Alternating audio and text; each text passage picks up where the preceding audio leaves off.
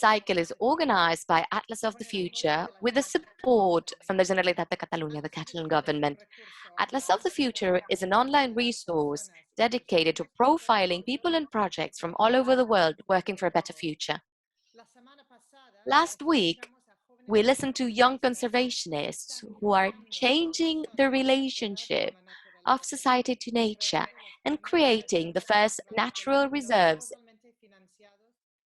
completely funded by young people in the world. Today, we're excited to listen to two leaders on the rewilding movement who are restoring and regenerating nature in South America and Europe.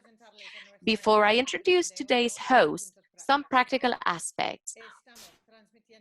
We're broadcasting in Catalan with simultaneous translation into English. Right underneath your screen, there's an interpretation button where you can switch between language channels. You can use the Q&A channels to ask questions to Sebastián or Belly. You may leave a question at any time, and they will answer over the second half of today's session. We have moderators in the chat in both languages. We're there to help them with whatever they may need, with whatever you might need. Now let's go back to today's events. We are delighted to be today in the hands of Deli Saavedra, Landscape Director of Rewilding Europe from 2012.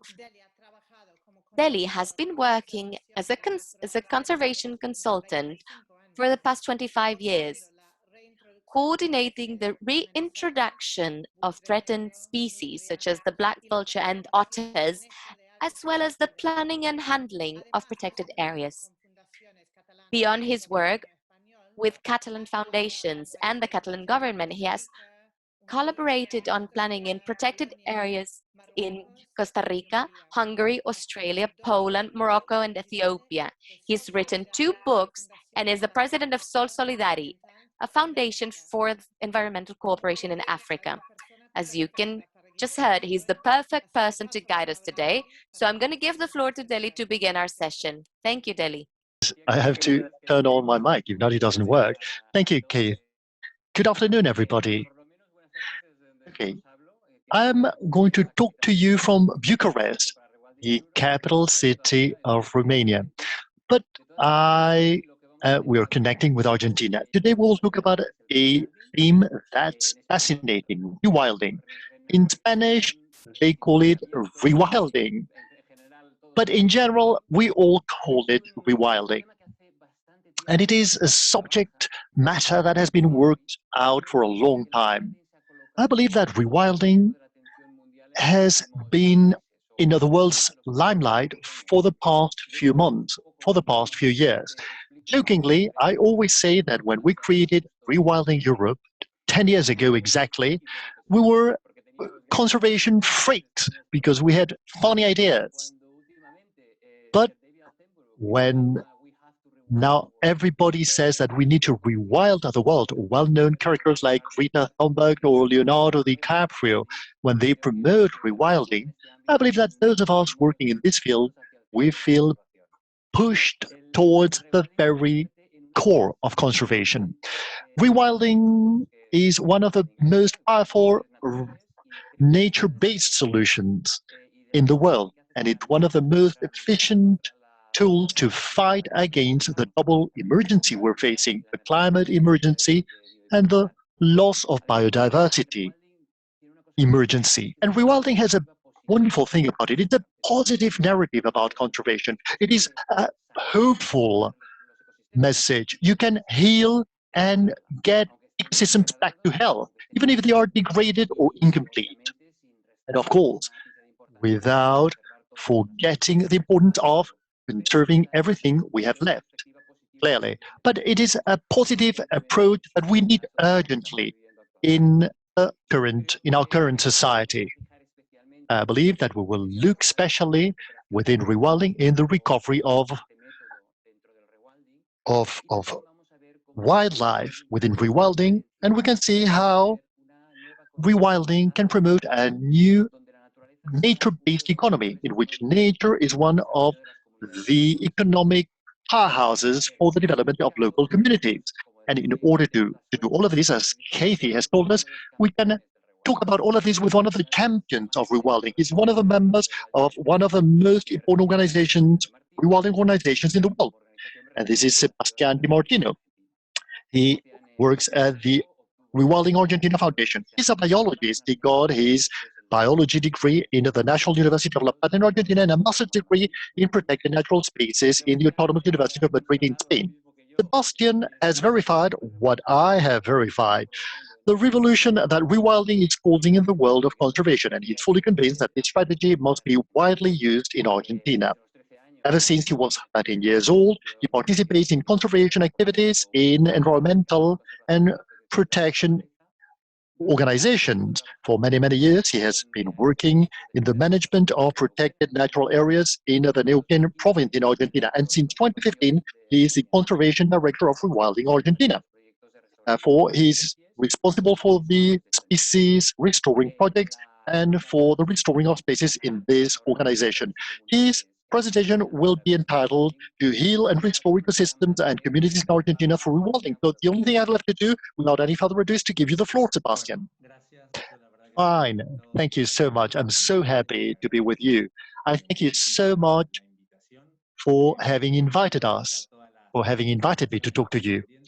Okay, all of the introductions have been made, so I'm going to get into today's presentation. But before doing that, I have to share my screen.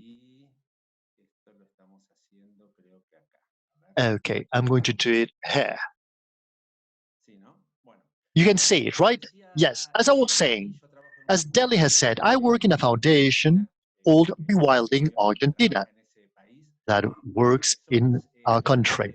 We are allies of other organizations, another organization that started with the work we are carrying out nowadays, which is called conservation, ecosystems conservation. And today I'm going to talk about the tasks we're carrying out in our country, the ones that are related to, okay, let me tell you about our organization.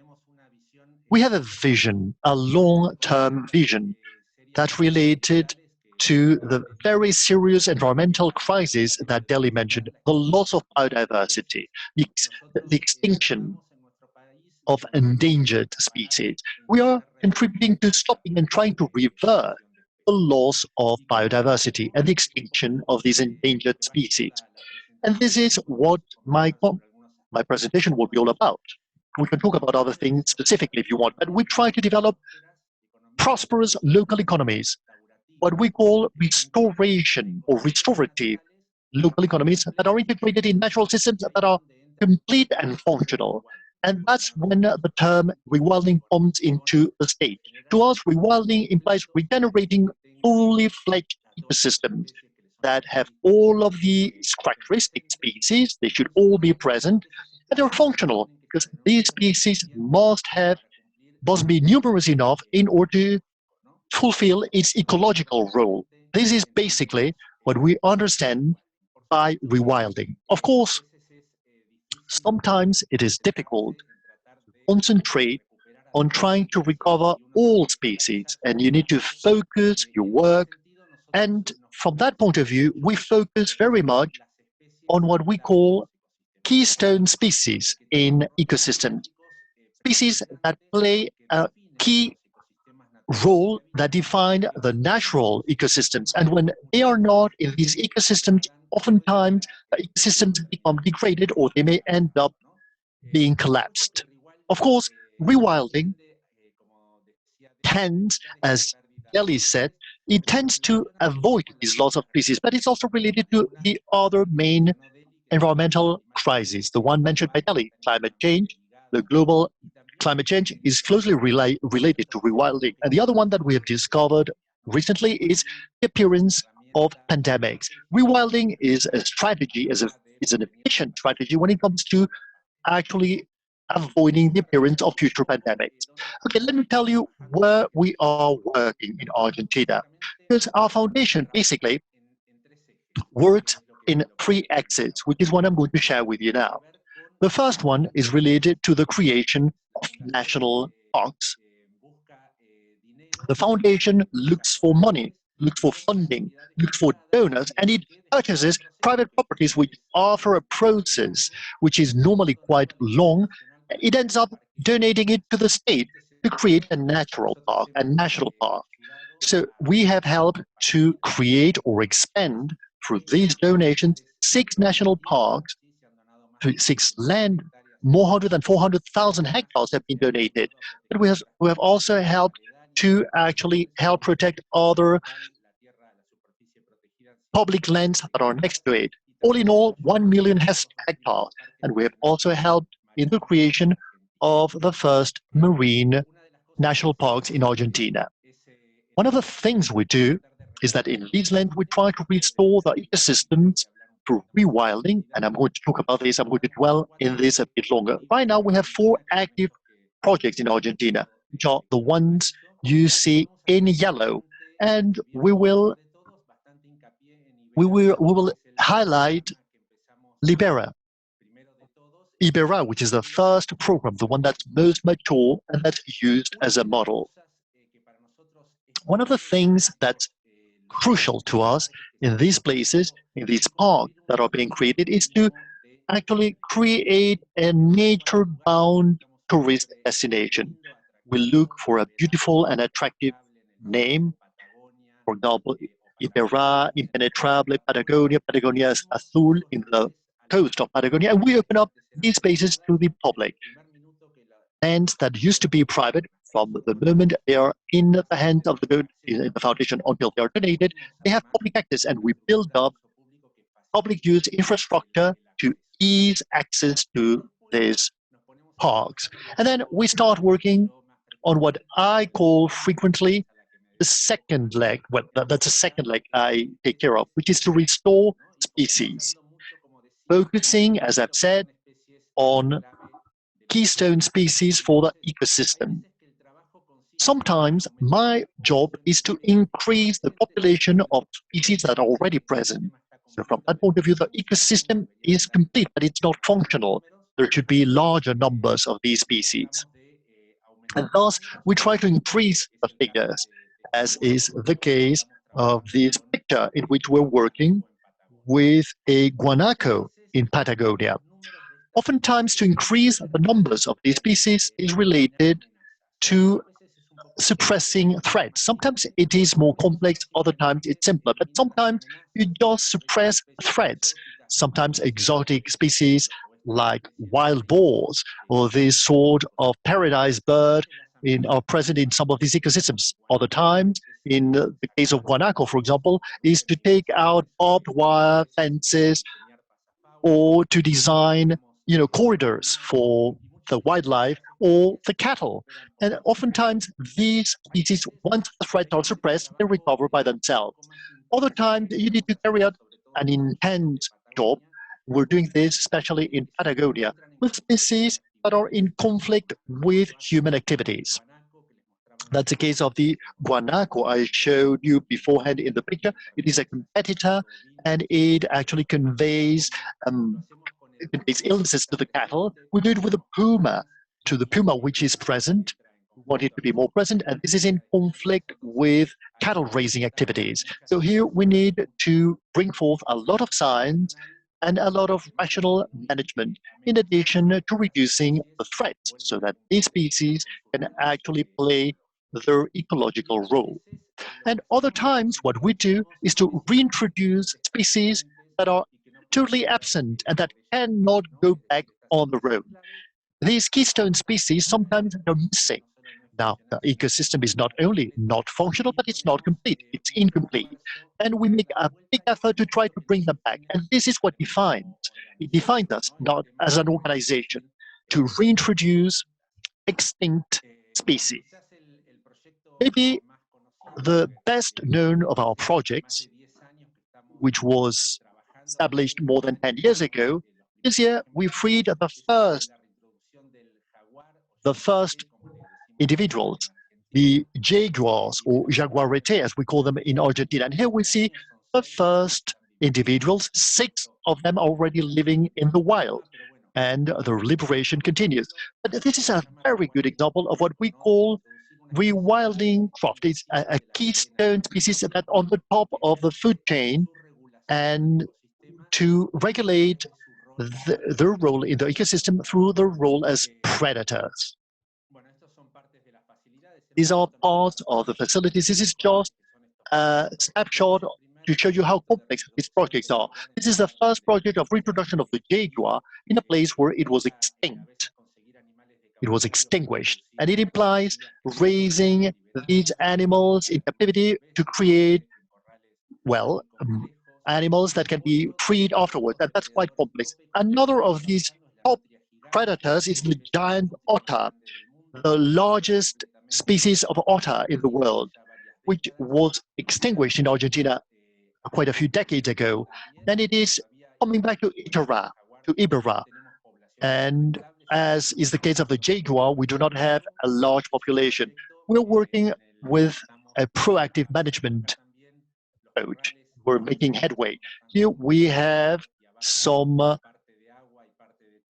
places that cover land and water because, these are amphibious animals. They are used to both environments.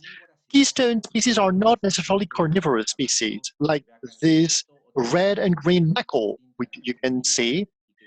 It was totally extinguished in Argentina, and it's slowly coming back. It has even reproduced in freedom, in the wild, the freed individuals.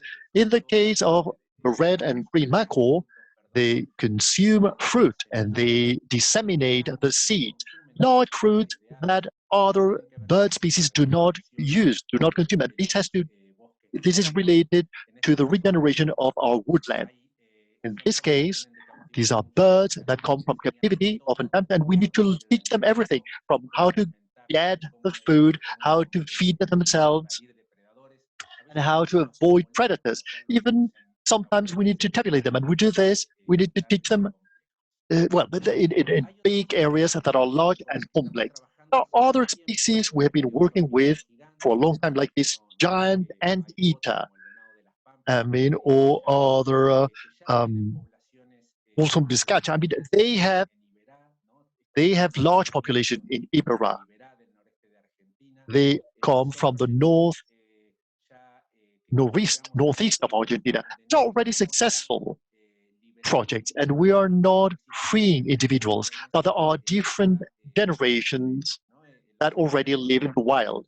The giant anteater, for example, is a species that still lives in Argentina, but it was fully extinguished in the province of Corrientes in Iberra. The provinces in Argentina are similar to the regional communities in Spain, the autonomous communities. And we are also working with other species. This is what we call the Chinchillion, the orange Chinchillion, a Wolfson biscacha. It is a mountain rodent. It's not a keystone species, but sometimes we also pay attention to species that have conservation problems. They are endangered species, even though they do not play a key role in the ecosystem. In Patagonia, we are also trying to start working with the so-called Wimbledon deer or South Indian deer. It is the most endangered deer species in the American continent. In Argentina, we only have 400 adult individuals. The Iberra model is being replicated in other places as well. And this is also to get into the depth of tropical rewilding. Sometimes we want to restore environment, starting with the producers, the top predators. In this case, this is work we're carrying out in the Patagonian coastline, where we're trying to recover algae prairies. This is called an ecological rewilding, and it is similar to a typical restoration work. So these are the works we're doing. And the third leg, because I've talked to you about the creation of the park, I've talked about the rewilding, in other words, to bring back these keystone species, and this is all related, closely intertwined with the local communities. We work for these communities, which are normally located in marginalized places with more traditional types of productions, but they carry out active productions with natural resources. And in these parks, which are being shaped and with this wildlife that's coming back, we try to develop experiences of ecotourism, quality, ecologically bound tourism. And this is the component, the crucial component, experience. The local community member can be part of the equation. These natural parks are open, the wildlife is coming back, the wildlife is becoming abundant, and they are used by the communities, by people who used to work in extraction industries or in hunting. They start sharing quality tourist experiences with a very significant wildlife observation component. Argentina nowadays has a nature-based tourism based on incredible landscapes like the Iguazu cataract, the Iguazu waterfalls, but it doesn't have a tourism based on observation, on wildlife observation. We have an incredible landscape. We believe that wildlife observation based tourism can be carried out in this type of places which are marginalized for other types of production. And if they include the experience, we involve the local communities. In Ibarra, we already have 10 access portals to this large park with 700,000 hectares.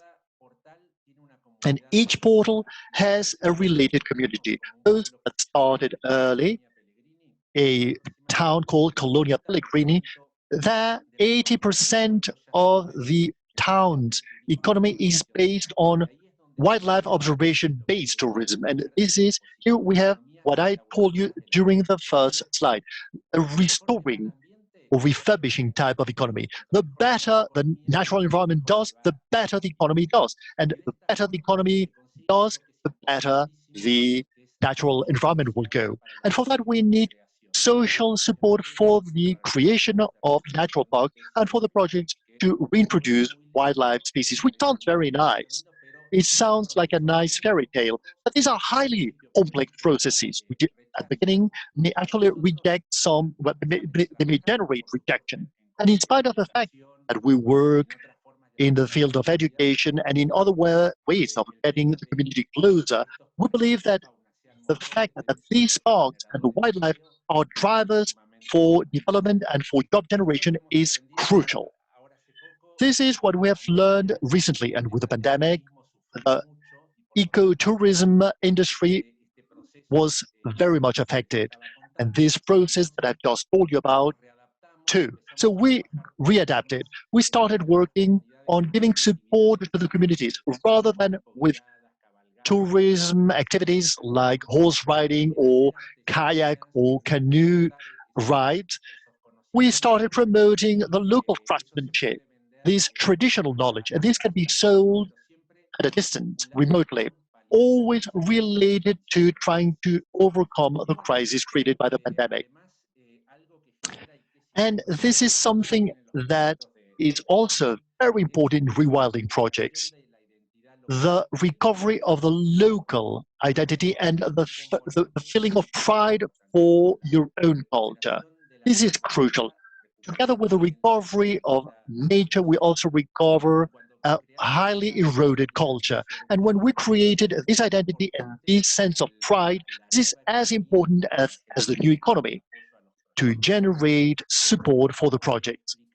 What I have just told you about is what we call the production of nature.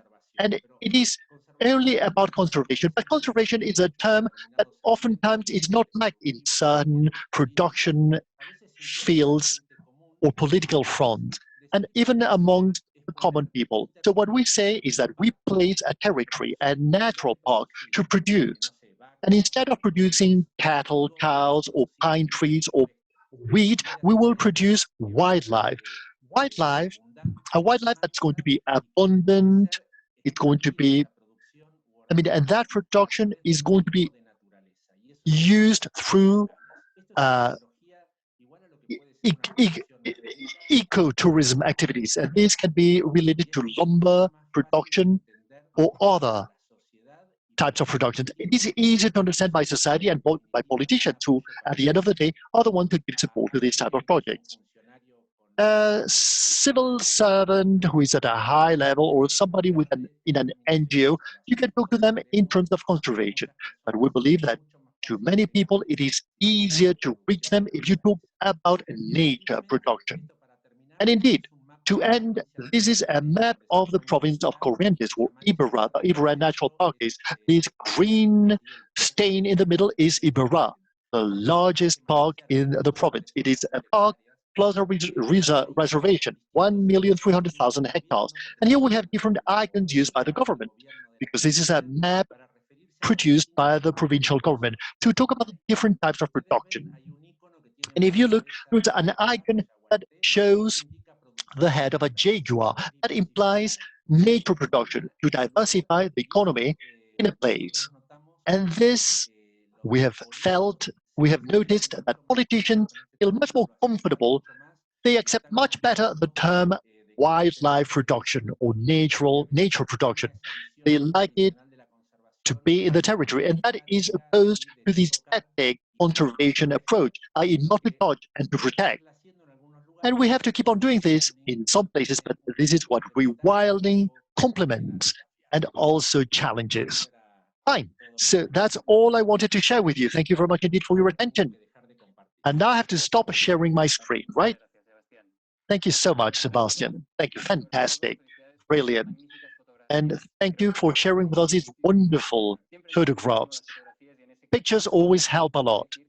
And I have to say that I feel so envious, so jealous, because those of us who reintroduce wildlife, when we see the species you're working with, I feel so jealous. Well, what we shall do next, okay, I have some comments, I have some questions, and then we will start with the Q&A with the audience. I have already got quite a number of very interesting questions. To start, I'd like to ask you, you have told us that the reintroduction of species are long processes, expensive processes, you need infrastructures. These are projects that you need a lot of money for. You have told us that you talked about the reintroduction of keystone species. But what rewilding Argentina strategy? I reckon you haven't got enough of a budget to reintroduce all of the species you would like. So what strategy do you follow? Well, we base ourselves on this nature production model that I've told you about. One of the things we see, okay, I have to clarify that we're a territorially based organization. The foundation has about 130 people on payroll. We have a small office in Buenos Aires, in the capital city, and 90% of our staff members live in the natural parks in which we live and work. And they are the ones who carry out the wildlife introduction work. I mean, it is a bottom-up conservation. Every day we fight a small battle in the territory. We are a territorially based NGO. So we look for where the model is feasible, where the model can be adapted. You tend to work in different places, but what we need to know at the end of the day is whether in that place you can buy land, whether you can buy properties that need to be large in general. And we have to find out whether the provincial government or the state is willing to create a natural park. Argentina is a federal country. Each state has its own path, and if we want to build up a natural park, you need to have the permit from the provincial government.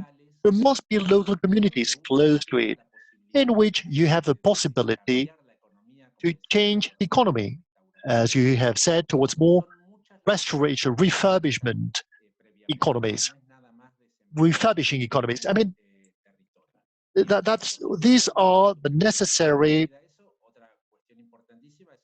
prerequisites for choosing a land. And then what you were talking about, the fund. We have a team that tries to raise funds.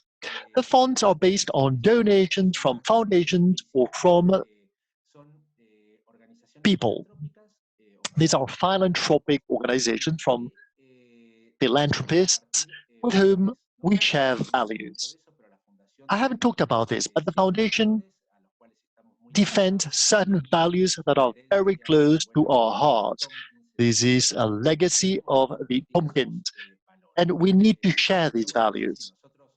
And this is how it is. We locate the place in which we want to work in order to carry out this nature production model, and then we look for the funds. We look for the money. Oftentimes we say that. Sometimes people think about money a lot. Sometimes money is not the main bottleneck. It's very difficult to build up teams, to get the right people to carry out these projects. Not anybody could do it. So sometimes you think, well, I could work in this province, maybe I'll raise the fund, but who is going to make up my team? This is something else you need to pay a lot of attention. And then something else that tends to become a bottleneck is getting the licenses, getting the permits. I'm sure that all of the people who carry out this type of work, and we know a lot of organizations in different parts of the world who do this, and we all share this idea. It is a revolution in the world of conservation and proactive management. And you run risks. You do run risks. You know, the giant otter introduction project, the jaguars, you know, the first projects at a worldwide level. You know, there is a learning process. So the point is, sometimes the fields that you get permitted to from the regional government are tend to be conservative. The state is conservative. So once you get the license to carry this out, is another big challenge we have to face and we have to bear in mind. Well, what you're saying could be applicable to the whole world, at least in Europe. What you're saying rings a bell. Both what you have said about the people, the members, the staff that you need to work in these projects, and in our old and highly densified Europe, that happens in many regions. A lot of people want to work in the city. They do not want to go to a remote village to work. And sometimes when we talk about nature-based economy, we're looking for entrepreneurs. But the entrepreneurs in these rural areas went to the city, and the ones who were left are not the entrepreneurial people. They tend to be the most conservative people. And this is difficult to understand. At the end of the day, you realize that it may be more interesting to take the initiative from these young people who live in the city and who want to go back to the countryside, and not to try and convince people who have been doing the same thing all of their lives, who are about to retire, and they're not entrepreneurial in nature. Their mindset is not entrepreneurial. So what you have just told us, Sebastian, it can be applied to many, many continents throughout the world. Well, in Argentina, even though we have a large population of city dwellers, there isn't a clear aging process in the countryside, as is the case in Europe. We are still on time, but there is an exodus, a large exodus of young people from the countryside to the city. And this refurbishing economy, this restorative economy actually favors people in the tourist industry. They go from being waiters in a restaurant to having their own company. And it's a type of economy that generates jobs for women, which other economies do not do, and it really pulls the brake in the exodus of young people to the city. And as a mechanism is truly very important for us. It's part of our value. This is what you call nature-based production. And I'm an absolute fan of nature production. This is what you call nature production. And there is a manual written by Ignacio Jimenez, who worked with you. Nature Generation is called. It is great a pleasure to read it. And I love, what you talked about, the pride and the rootedness that this generates. This nature production makes that people who consider themselves a second citizens all of a sudden they see how their activity is valued by people coming from abroad, by people coming from the city. And this is fantastic. Could you give us an example of this, about this sense of rootedness and pride? Yes, there are many examples of this. For example, at Ibarra, one of the villages we're working with and include these new activities and to try and change the economy, or at least to try and diversify it, is called Concepcion. Everyone talks about Concepcion and Concepcion. But the fact is, the village is called Concepcion del Chacarete Dorado. I mean, they had lost that name. They had lost the name of the jaguar, the great carnivorous mammal that for more than 70 years had disappeared from Ibarra. And now they use the full name of the village, Concepción del Jaguarete. You know, this jaguar is back. It's a simple thing, but they recovered the original name, the full name of the village.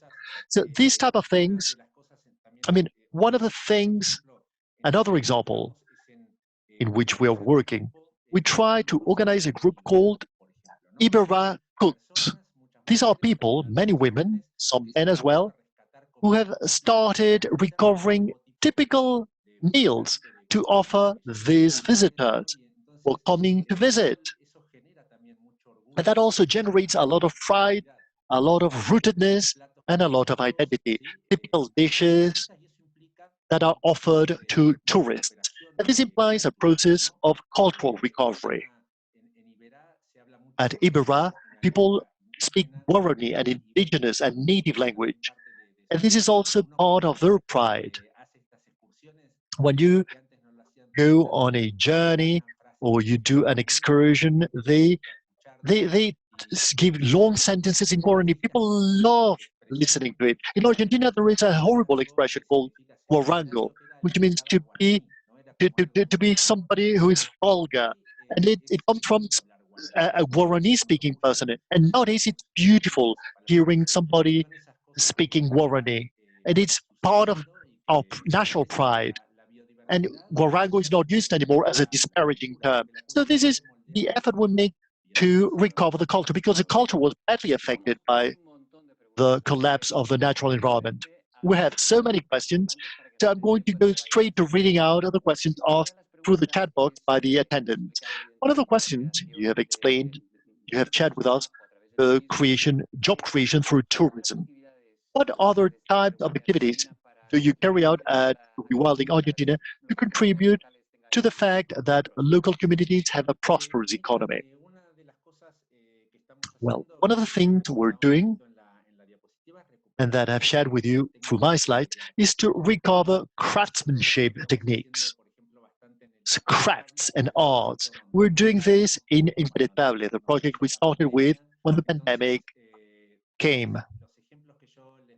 So the examples I gave you in the slide, maybe you can't recall them, but to start recovering and to start valuing wool knitting techniques and fabric creation techniques.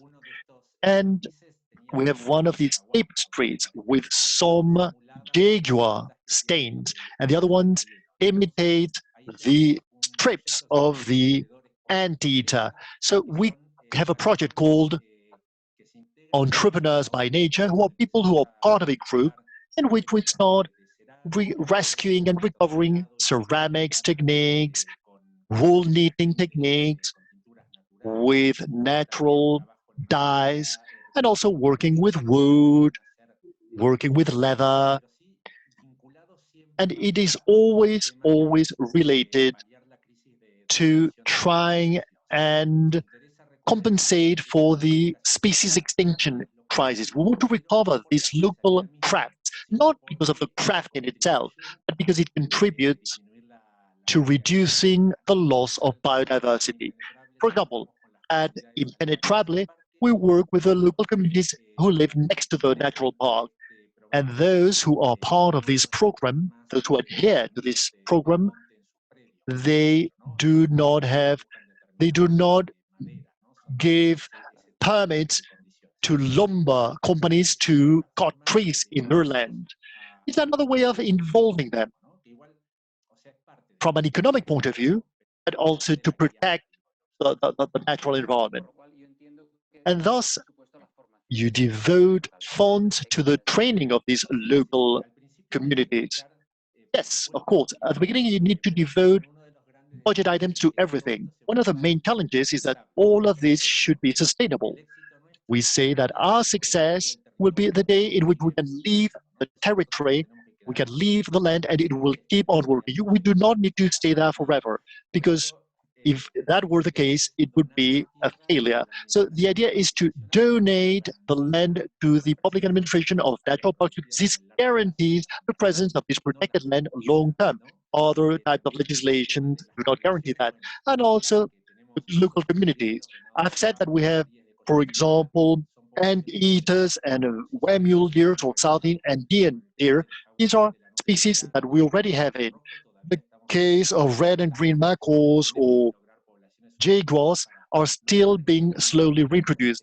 But we need to work so that at the end of the day, we only have to carry out a minimal interaction to attain our goals. And in other cases, we provide kayaks or saddles for the horses. But the point is this should be a stable and sustainable type of economic activity.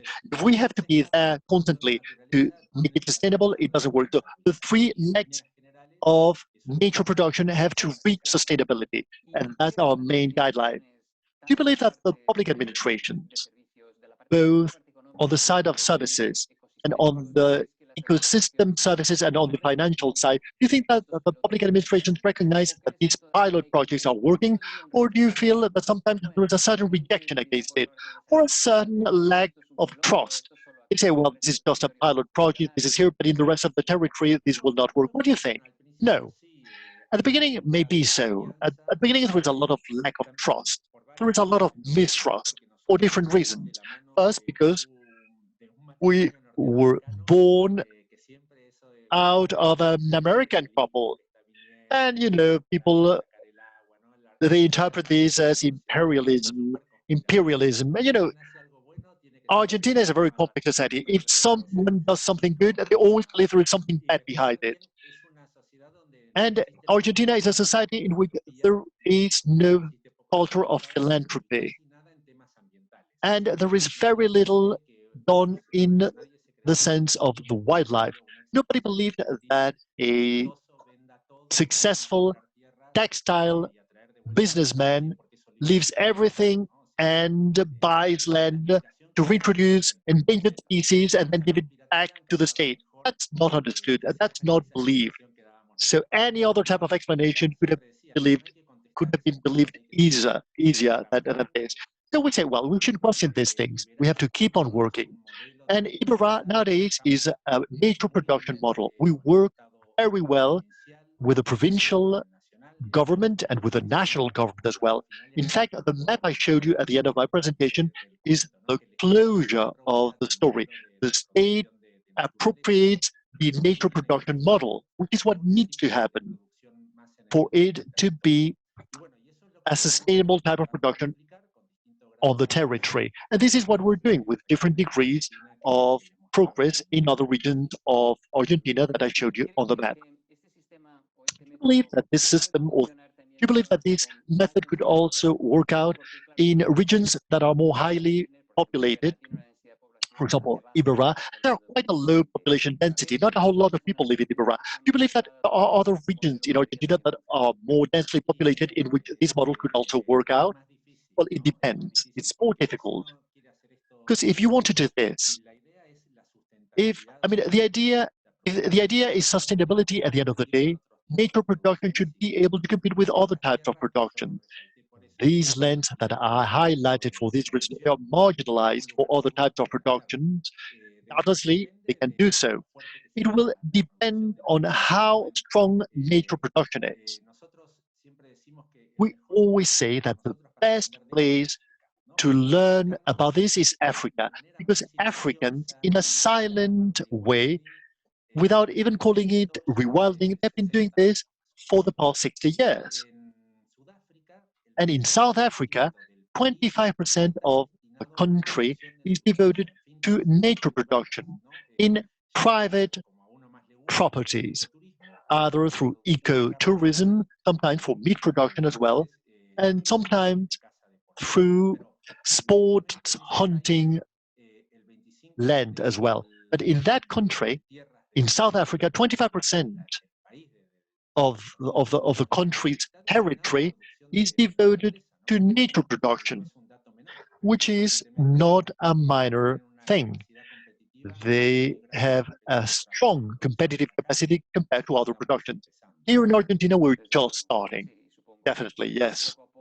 Well, I reckon that slowly these pilot projects will need to be turned into the standard, because as is happening to us in Rewilding Europe, at the end of the day, your pilot projects, the final goal is that these should be replicable in other areas. It should not be an exception, it should be the standard. Yes, definitely. We need to actually have an impact. But at any rate, you also need to choose the battles you want to fight. You cannot fight all battles in the environmental front. But doubtlessly, our aspiration, what we want to attain, is to keep on growing and to keep on opening more projects in other places in Argentina. We have colleagues in Chile who are also carrying out this type of projects. But yes, nowadays, this is our main challenge ahead. We have the example, we have the model, we have the showcase, and we are already working in 3 other places, but doubtlessly we need to cover a larger territory. In the cases in which, well, I do not know whether this is a criticism, but they say, well, rewilding projects, what they do at the end of the day is to separate people and nature. They want to have wildlife and to separate people from the wild. What would you say to that sort of a criticism? Well, it is exactly the opposite, Nelly. I mean, that's why it is so important to use a nature production model. People are a crucial component in this model. None of these processes would happen without people. We always count on them. Normally, for example, with jaguars are killed. And here, jaguars are being reintroduced. The point is to reintroduce a large predator who had become extinguished, who had been missing in the province for many, many years. And it's beautiful because at the end of the day, after so much work, when in January this year we freed the first 3 jaguars, a female with its 2 cubs, there was a communication campaign in which all the way from the governor of the province, including all of the mayors in the area, all of the small cattle raisers, large cattle raisers, even the priests in the villages, they would all send messages saying, we want that jaguar free. We want them to be free. People who were opposed to this were not against a foundation. They were against the Corrientes society. But as I've said, as I've told you, they live all of this with great pride, and because it's an inherent part of their identity. I mean, what rewilding is all about is to do away with these non-inclusive model of conservation. Well, in fact, when this was appeared for the first time in the area, it looked like the opposite. Thanks to all of your work, that's not the case. I mean, I'm sure at the beginning a lot of people were against it, and not anymore. Well, this is what I'm telling you. At the time, we had the Tompkins, the American couple. They are truly revolutionary. They are not understood. They were not understood. And what they were saying? That what they were saying is that they had come to steal underground water, or that they would set up they would set up a new state of Israel in the middle of the Patagonia. I mean, the most incredible things were said about them. And well, that they started walking together with people and explaining what they wanted to do. Wonderful. There is a question. Well, actually, it's an example. maybe asking if you have something similar. Let's say in the El Palmar Park, there is an interesting experience of controlling exotic species, trying to link poachers with forest rangers. Have you done something similar with these? They involve hunters and poachers in conservation activities. Well, we actually carry out exotic species control. This is a very important part of our nature refurbishment activity, and it is crucial to communicate. Rewilding implies a proactive conservation agenda. The fact you work with animals like jaguars, I mean, people know them by their name. And this eases a proactive agenda that doesn't need to be limited to an individual, of course, to use in the best sense the individual. But at the end of the day, the point is to recover the health and the functionality of ecosystem. The case of exotic species is a very important task. It's a very difficult job to communicate. In general, we have done so with our own teams.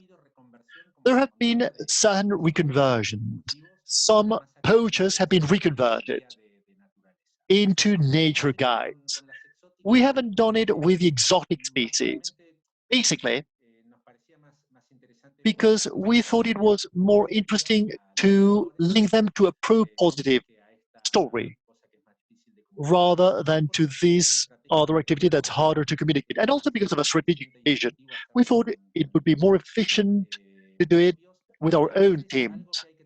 And something we have to be very careful about, which is not the case of El Palmar you mentioned, if you involve the local population in the exotic species control, and this brings some income due to the sale of meat or whatever, and you start valuing the exotic species as well. And this goes against the very control process or the eradication process. In Argentina, we have many examples of this. You involve people, and an economic or recreational activity is generated around the exotic species that implies the generation of some income, and then they end up not controlling the exotic species. Or in Europe, we have many examples of crabs, of exotic crabs and invading species that's actually used finally for income generation.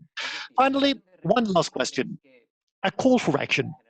Rewilding. Do you believe that citizens or people who are listening to us in general, can they carry out in their daily lives, in their own village? What can we do in a city to have a more rewilded cities? What would you recommend city dwellers to do?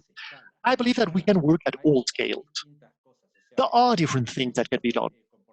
For example, individual behaviors, and I know the question is not about this, but we always have to highlight that.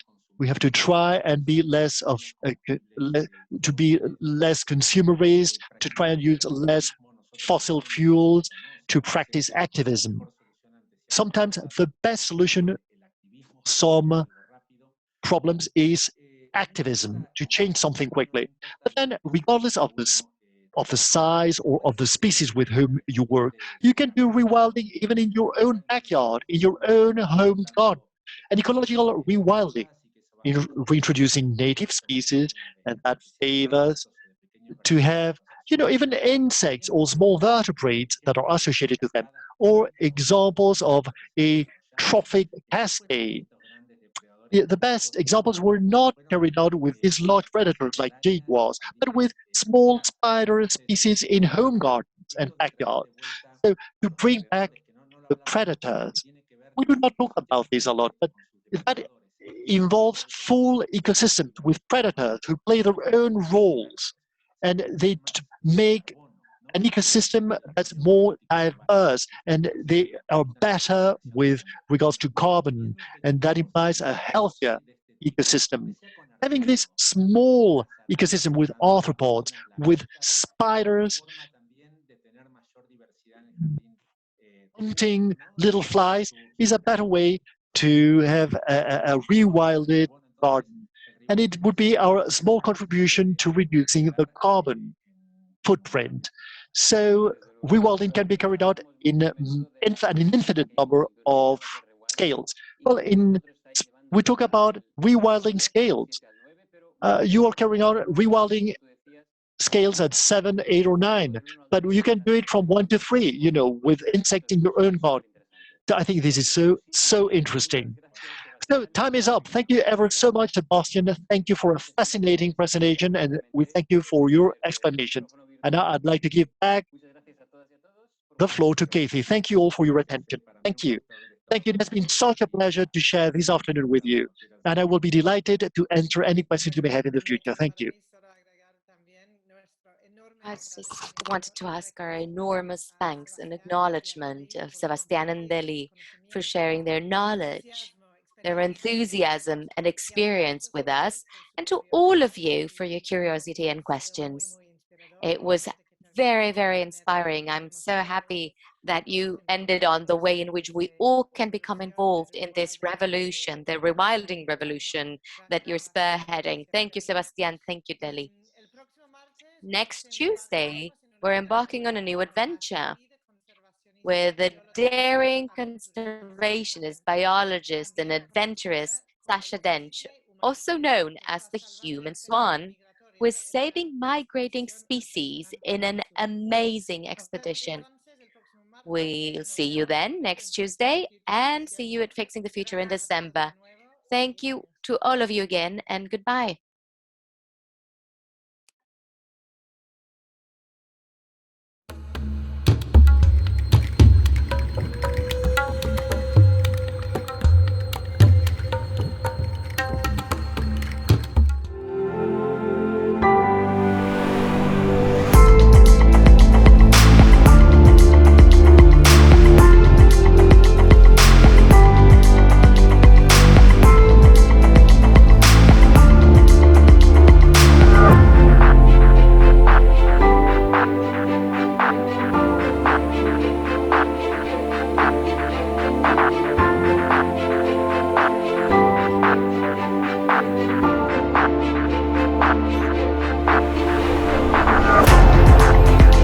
We can feed the world without destroying it.